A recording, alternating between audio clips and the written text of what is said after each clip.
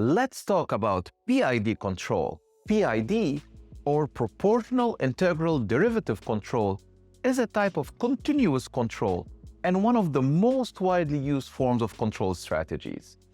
PID controllers, they fall under the family of closed-loop control systems, where we are trying to adjust the response, the output, by refining the input based on the feedback from the output. A PID controller entails three control elements: proportional, integral, and derivative, hence the PID. The proportional term is directly proportional to the error acquired from the feedback loop and provides an immediate response. The integral one accumulates past errors over time and integrates the error function.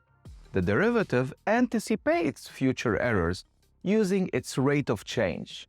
Some of the key applications of PID controllers are temperature control, fluid flow control, and motor speed regulation. And that's what PID control is.